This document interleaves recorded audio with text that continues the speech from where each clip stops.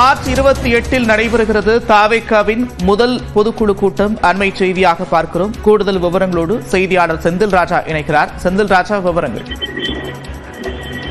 நந்தா, இன்று தமிழக நிதிநிலை அறிக்கை ஒதுக்கப்பட்டது. அது குறித்து தமிழக வெற்றி கழகத்தின் தலைவர் விஜய் ஒரு அறிக்கையை வெளியிட்டிருக்கிறார். அதில் சில திட்டங்களை வரவேற்றும் சில விமர்சனங்களை முன்வைத்தும் இருக்கிறார். குறிப்பாக பார்த்தீர்கள் என்றால் இந்த அறிக்கையில் இடம்பெற்றிருக்கக்கூடிய 9 இடங்களில் தொழிற்பேட்டை அமைக்கப்படும், பெற்றோர் இல்லாத குழந்தைகளுக்கு மாதந்தோறும் உதவித்தொகை உள்ளிட்ட திட்டங்களை வரவேற்பதாக கூறியிருக்கிறார். அது மட்டும் இல்லாமல் அறிவிப்புகள் எல்லாம் நடைமுறைக்கு வருமா என்ற பலமான கேள்வி இல்லாமல் இல்லை என்றும் கூறியிருக்கிறார்.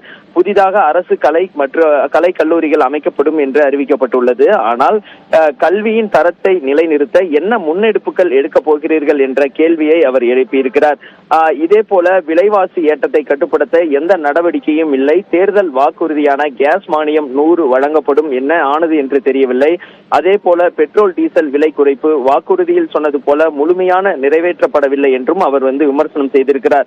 ரேஷன் கடைகளில் சர்க்கரை கூடுதலாக வழங்கப்படும் என்பது உள்ளிட்ட பல்வேறு வாக்குறுதிகளை இந்த அரசு வழங்கி இருந்தது. ஆனால் அதெல்லாம் என்ன ஆனது என்றே தெரியவில்லை என்றும் விமர்சனம் செய்திருக்கிறார். அரசு ஊழியர்களுக்கு கூடுதலாக குடியிருப்புகள் கட்டுவது இருக்கட்டும், அரசு ஊழியர்களின் லட்சக்கணக்கான குடும்பங்கள் நலம் சார்ந்த ஜாக்டோ ஜியோ கூட்டமைப்பின் முக்கிய கோரிக்கையான அரசு ஊழியர்கள் மற்றும் ஆசிரியர்களின் பழைய ஓய்வூதிய திட்டம் மீண்டும் அமல்படுத்துவது, பணி நிரந்தரம் குறித்து எந்த அறிவிப்பு இல்லை என்று அவர் சொல்லியிருக்கிறார். இந்த நிதிநிலை அறிக்கையில் பெரும்பான்மையான ஏதேதோ அறிவிப்புகள் என்று போலித்தனமே அதிகமாக உள்ளது. ஆனால் சாதாரண நிலையில் இருக்கும் பொதுமக்கள் நேரடியாக பலன் அடையும் அறிவிப்புகள் ஏதும் இல்லை என்று தமிழக வெற்றி கழகத்தின் தலைவரான விஜய் கூறியிருக்கிறார். நந்தா,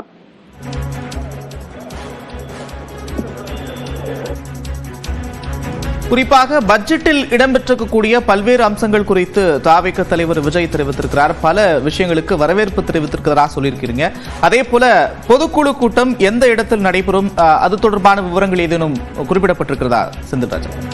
நந்தா, இந்த பொதுக்குழு கூட்டம் என்பது வரக்கூடிய, அதாவது இந்த மாதம் 28ஆம் தேதி சென்னையில் நடத்துவதற்காக திட்டமிடப்பட்டிருக்கிறது. ஏற்கனவே பொதுக்குழு கடந்த மாதம் அந்த 2ஆம் ஆண்டு நிகழ்வோடு நடைபெறுவதாக இருந்தது. ஆனால் ஒரு சில காரணங்களால் அந்த நிகழ்வில் ஒரு நிகழ்வாக அந்த 2ஆம் ஆண்டு தொடக்க விழா மட்டும் நடைபெற்றது. இந்த நிலையில் தான் தற்போது மார்ச் மாதம் 28ஆம் தேதி சென்னையில் நடத்துவதற்காக திட்டமிட்டிருக்கிறார்கள். நிச்சயமாக இன்று வெளியிடப்பட்ட தமிழ்நாடு நிதிநிலை அறிக்கை தொடர்பாக பல்வேறு விஷயங்களை விஜய் குறிப்பிட்டு சொல்லியிருக்கிறார். முக்கியமாக என்ன விஷயங்களை குறிப்பிட்டு சொல்லியிருக்கிறார் செந்தில் ராஜா? நந்தா, ஏற்கனவே கூறியிருக்கிறது போல பல்வேறு திட்டங்களை அவர் வரவேற்றிருக்கிறார். குறிப்பாக அந்த கலை கல்லூரிகள் தொடங்கப்படும் என்று கூறியிருப்பது, அது மட்டும் இல்லாமல் 9 இடங்களில் தொழிற்பேட்டை அமைக்கப்படும், பெற்றோர் இல்லாத குழந்தைகளுக்கு மாதம் தோறும் உதவித்தொகை, இது போன்ற விஷயங்களை வரவேற்பதாக அவர் தெரிவித்திருக்கிறார். அடிப்படை சாலை வசதிகளை கவனிக்காமல் அன்பு சோலை போன்ற போலி அக்கறை காட்டுவது வெற்று அறிவிப்பு ஏன் என்றும் அவர் கேள்வி எழுப்பியிருக்கிறார். நந்தா, நன்றி செந்தில் ராஜா, விரிவான விவரங்கள்.